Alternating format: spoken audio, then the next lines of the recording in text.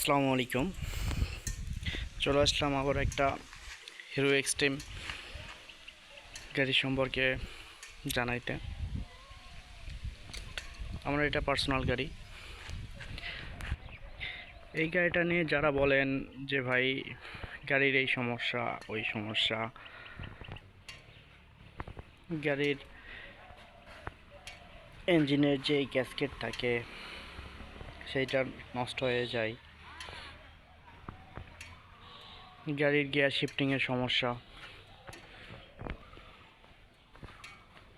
পিছনে কেন ডাম দেয়া হলো, তাদের নিয়ে ভাই কিছু বলার নাই। 125 সিসি সেগমেন্টের পিছনে ডাম দেবে না তো ডিস্ক দিবে। আর ভাই পিছনে যদি ডিস্ক দিত এই গাড়িটার প্রাইস রেঞ্জ অনেকটা হাই হয়ে যাইতো।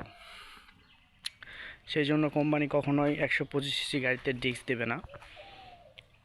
যদিও সামনে এবিএস পাচ্ছেন, এটাই অনেক কিছু।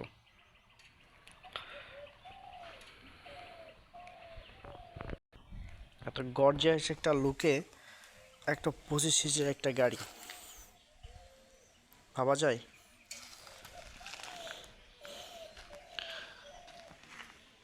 আপনি তার লুক দেখে কখনোই মনে করবেন না যে এটা 125 সিসির গাড়ি। 125 সিসির গাড়িতে পাচ্ছেন ডিজিটাল মিটার বক্স, এসবি পুট, হ্যাচার্ড, এভিএস,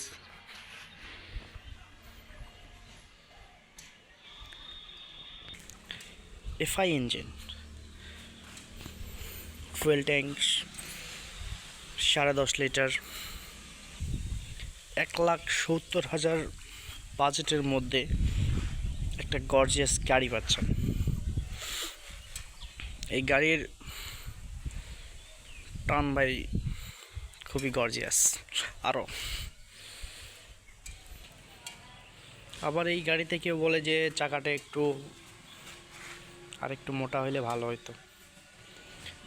ভাইয়া আরেকটু যদি চাকাটা মোটা দিত তাহলে আপনার গাড়ির মাইলেজ 65, 60, 55 যেটাই পান আপনি এটা আর পাইতেন না। তখন আপনার মাইলেজ দাঁড়াইতো 45, 40।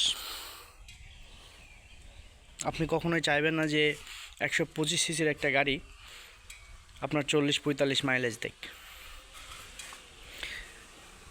কোম্পানি থেকে যারা টেকনিশিয়ানরা গাড়ির মডেল করছে তারা অবশ্যই ভালো জানে যে কোন গাড়িতে কোন টায়ার দিতে হবে।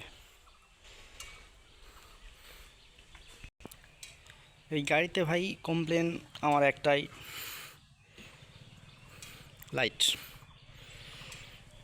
লাইট প্লাস ইন্ডিকেটর লাইট এগুলো আর একটু ভালো মানের দিলেই পারতো।